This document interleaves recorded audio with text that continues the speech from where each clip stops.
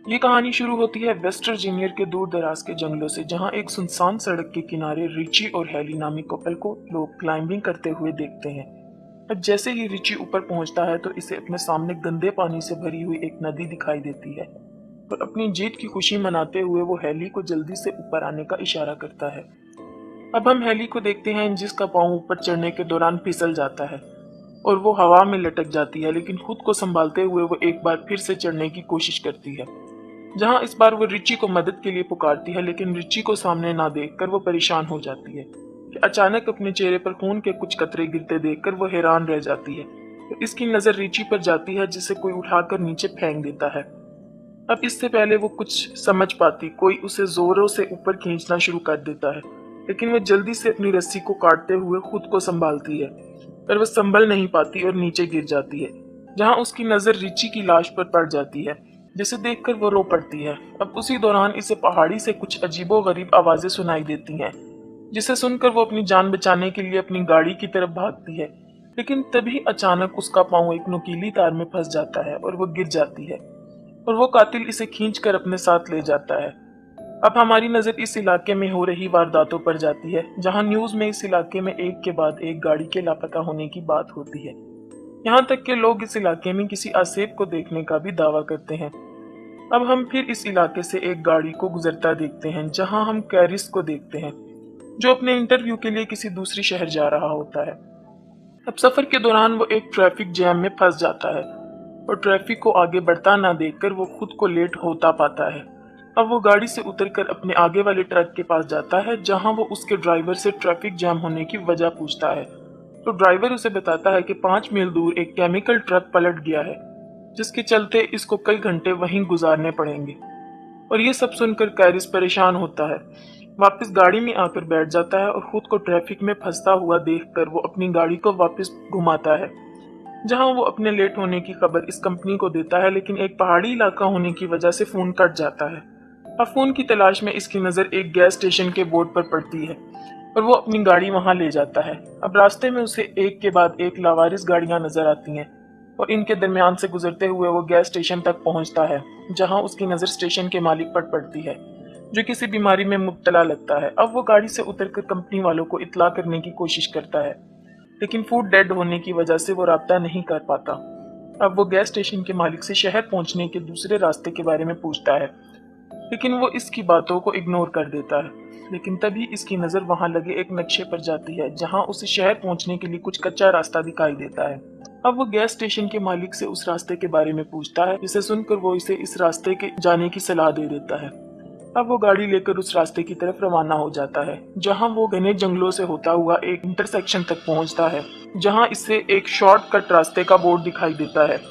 अब वो ये सब देखकर सोच में पड़ जाता है और अपनी गाड़ी को इस कच्चे रास्ते की तरफ ले जाता है, और इसकी नजर एक मरे हुए हिरन पर जाती है और इसे देखने के चक्कर में इसकी गाड़ी सामने की गाड़ी से टकरा जाती है, जिससे दोनों गाड़ियों का भयानक एक्सीडेंट होता है, लेकिन कैरिस इस हादसे में बच जाता है। अब इस गाड़ी के मालिक शोर सुनकर इसकी तरफ आते हैं, जहां वो इसका हाल पूछते हैं। अब खुद को संभालते हुए कैरिस इनसे माफी मांगता है और नुकसान की रकम देने की बात करता है। साथ ही वो इनसे बीच सड़क में गाड़ी खड़ी करने की वजह पूछता है, जहां फ्रांसीन उसे बताती है कि सड़क पर किसी ने कंटीली तार बिछा रखी थी, जिसकी वजह से इनकी गाड़ी का एक टायर फट गया है। अब इनकी एक सहेली पिछले गैस स्टेशन पर जाके कॉल करने का कहती है, लेकिन कैरिस इन्हें वहां जाने से मना करता है और सभी अकेले चलने का फैसला करते हैं, लेकिन इवान और फ्रांसीन गाड़ियों की देखभाल करने के लिए पीछे ही रुक जाते हैं। अब रास्ते के दौरान उनकी नजर सड़क पर मरे एक नेवले पर जाती है, जिसे देखने से लगता है कि किसी ने दरमियान से ही इसको फाड़ कर फेंक दिया हो। थोड़ी दूर जाकर इन्हें जंगलों में गाड़ियों के कुछ जलते हुए टायर दिखाई देते हैं, जिसे देखकर उसे खतरे का अंदेशा होता है और वो सबको आगे बढ़ते रहने का कहता है। वहीं फ्रांसीन और हम एवान को देखते हैं, जिन्हें पास की झाड़ियों से कुछ हलचल महसूस होती है और वो इस जगह को देखते जाता है, और फ्रांसीन इसे वहां ना पाकर परेशान हो जाती है और इसे ढूंढने इसके पीछे जाती है, और जहां चलते चलते उसकी नजर इवान के एक जूते पर पड़ती है, और वो जैसे ही वो इसके नजदीक पहुंचती है तो इवान कटा हुआ कान दिखाई देता है और वो इसे देखकर रोने लग जाती है कि तभी वो शख्स इस पर पीछे से हमला करते हुए इसे मौत की घाट उतार देता है। वहीं बाकी लोगों को हम रोड के आखिर में देखते हैं, लेकिन चारों मदद के लिए निकल पड़ते हैं। चलते चलते इनकी नजर एक घर पर जाती है। अब वो मदद मांगने के लिए घर की तरफ जाते हैं, कैरिस ढेर सारी गाड़ियों को देखकर परेशान हो जाता है और मदद मांगने के लिए घर का दरवाजा खटखटाता है। जल्द ही इनको पता चलता है कि इस घर में कोई नहीं है। अब वो सब कॉल करने के लिए घर के अंदर आते हैं, जहां इनकी नजर खाने के टेबल पर जाती है, जिसे देखकर लगता है कि बरसों से इस घर में सफाई नहीं हुई। और दूसरी तरफ चश्मे और गाड़ियों की चाबियां मिलती हैं। अब जैसे ही वो फ्रिज को खोलता है, इसके होश उड़ जाते हैं। हम फ्रिज में ढेर सारी इंसानी अज़ा को देखते हैं और जैसी को भी एक कमरे में वही कंटीली तार दिखाई देती है जिसने इसकी गाड़ी का एक टायर को फाड़ा था। अब ये सब देखकर चारों वहां से भागने लगते हैं कि तभी कैरिस की नजर खिड़की से बाहर जाती है, जहां इसे एक गाड़ी इनकी गाड़ियों के साथ वहां आते हुए दिखाई देती है। अब चारों घर के पिछले दरवाजे की तरफ भागते हैं, लेकिन दरवाजा बंद होने की वजह से चारों बहुत खौफजदा हो जाते हैं। वहीं दूसरी तरफ हम इस कातिल को अंदर आते देखते हैं। वो अंदर आकर फ्रांसीन की लाश को जमीन पर फेंकता है और हमारी नजर वहां कैरिस और जैसी पर जाती है, जो इसकी लाश को देखकर सकते में आ जाते हैं। और वहां हम पहली बार 3 आदमखोरों को देखते हैं, जो फ्रांसीन की लाश को उठाकर टेबल पर रखते हैं और अपने तेज धार औजारों से इसको काटना शुरू कर देते हैं। जहाँ ये खूनी मंजर देखकर जैसी ही कार्ली चिल्लाने लगती है, वैसे ही स्कॉट इसके मुंह पर हाथ रख देता है। अब कुछ देर बाद वो आदमखोर लाश को खाकर गहरी नींद में सो जाते हैं। जहाँ मौका पाकर सब ही दबे पांव वहां से निकलने की कोशिश करते हैं कि इसी बीच एक आदमखोर की नजर इन पर पड़ती है, जिसे देखकर सब ही घर के पीछे भागना शुरू कर देते हैं। अब ये देखते ही देखते अचानक वो आदमखोर ढूंढते हुए वहां आ जाते हैं और कैरिस इनकी गाड़ियां चुराने का प्लान करता है और चिल्लाते हुए इसका ध्यान अपनी तरफ करने की कोशिश करता है। लेकिन तभी एक आदमखोर इस पर गोली चलाता है और वो जख्मी होकर गिर जाता है। ये देखकर बाकी 3 हैरान रह जाते हैं। अब स्कॉट को जंगल में भागते हुए देखते हैं और जैसे ही इसकी नजर इस ट्रक की तरफ जाती है और वो इस ट्रक को देखकर इसकी तरफ जाने लगता है कि इसी वक्त एक तीर इसके सीने में आर पार हो जाता है और वो तीनों अपनी जान बचाकर भाग निकलते हैं।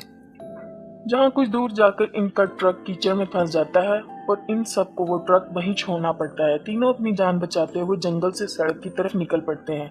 दिन से शाम हो जाती है और वो आदमखोर इन तीनों के शिकार पर निकल पड़ते हैं। दूसरी तरफ वो तीनों थक कर एक जगह आराम करने के लिए रुकते हैं, जहाँ कार्ली इनको ऊपर देखने का इशारा करती है और जैसे ही वो पलट कर देखते हैं, इन्हें अपने सामने एक वॉच टावर दिखाई देता है, जिसे देखकर वो खुश होते हैं और हम इन तीनों को ऊपर चढ़ते हुए देखते हैं और ऊपर किसी को ना पाकर वो उदास हो जाते हैं। जैसी को वहाँ एक फर्स्ट एड बॉक्स मिलता है, जिसकी मदद से वो कैरिस की मरहम पट्टी करती है। दूसरी तरफ कार्ली को एक पुराना रेडियो मिलता है। कार्ली रेडियो ऑन करती है, मदद मांगती है, पर कोई आंसर नहीं आता। कैरिस को नीचे से कुछ आवाजें सुनाई देती हैं और वो देखता है तो इसकी नजर नीचे से गुजर रहे इन तीनों आदमखोरों पर पड़ती है और तीनों टावर पर चढ़ते हुए दिखाई देते हैं। और इनको ऊपर आता देखकर कैरिस वहां रखे हुए सामान को टावर के एंट्री गेट पर रखना शुरू कर देता है और कुछ देर बाद वो इनको वहां से जाते हुए आता है और कार्ली रेडियो पर अपने लोकेशन बताती है और तभी वो आदमखोर रेडियो की वायर को तोड़ डालते हैं और टावर को आग लगा देते हैं। अब खुद को जलता देखकर कार्ली अपनी जान बचाने के लिए वहां रखे एक बक्से की मदद से टावर की खिड़की को तोड़ डालती है और कैरिस की नजर टावर के नीचे दरख्तों पर जाती है और तीनों अपनी जान बचाने के लिए दरख्तों पर कूदते नजर आते हैं, जिन्हें नीचे खड़े आदमखोर देख लेते हैं और तीनों को पकड़ने के लिए दरख्तों पर चढ़ना शुरू कर देते हैं। और इनको आता देखकर वो तीनों एक दरख्त से दूसरे दरख्त पर जाते दिखाई देते हैं, जहां एक दरख्त को पार करने के दौरान एक आदमखोर कार्ली के नजदीक पहुंच जाता है और मौका पाकर अपनी कुल्हाड़ी से इसके चेहरे पर वार करते हुए इसके 2 टुकड़े कर डालता है। अब कैरिस खुद को संभालते हुए उठता है और तभी उसे अपने पीछे एक गाड़ी का शोर सुनाई देता है और इसे एक पुलिस की जीप दिखाई देती है और वो भागते हुए इस गाड़ी को रोकता है। जैसे ही पुलिस वाला इसकी मदद के लिए आगे बढ़ता है, उसी वक्त एक तीर इसकी आंख की आर पार हो जाता है। अब हम एक आदमखोर को देखते हैं जो कैरिस को मारने आता है और कैरिस अपनी जान बचाकर गाड़ी के नीचे छुप जाता है और अब आदमखोर इसे देखने के लिए नीचे झुकता है और गाड़ी के नीचे कुछ ना पाकर वह हैरान रह जाता है। और अब हम इस घर को देखते हैं जहां इन आदमखोरों ने जैसी को बांधा हुआ था और जैसे ही वो वन आई आदमखोर जैसी को मारने लगता है, इसे बाहर से आती गाड़ी का शोर सुनाई देता है, जिसे देखकर वन आई दरवाजे की तरफ बढ़ता है। कैरिस गाड़ी लेकर इस पर हमला करते हुए कुचल डालता है और गाड़ी से उतरते ही वो आखिरी बचे हुए वाहन को एक नुकीली तीर से हमला करते हुए इसे भी मार डालता है। कैरिस जैसी को बचाते हुए इसे खोलने लग जाता है और इसी बीच एक आदमखोर इस पर फिर से हमला कर देता है। अब कैरिस को मरता देखकर जैसी पास रखे एक तीर की मदद से इसे मार डालती है। या अब वो दोनों घर से बाहर निकलते हैं, लेकिन उसी बीच कैरिस की नजर पुलिस की गाड़ी पर जाती है, जहां वो इसकी गाड़ी के फ्यूल बॉक्स को निशाना बनाता है, जिसके चलते वहां एक जोरदार धमाका होता है और इस घर के पर कच्चे उड़ जाते हैं। अब हम दोनों फिर से इस सड़क को देखते हैं जहां वो दोनों ट्रक के जरिए गैस स्टेशन तक पहुंचे थे और ट्रक को अपनी तरफ आता देखकर स्टेशन मालिक डरकर दरवाजा बंद कर देता है और कैरिस ट्रक से उतरता है और वहां लगे इस मैप को उतार कर रवाना हो जाता है।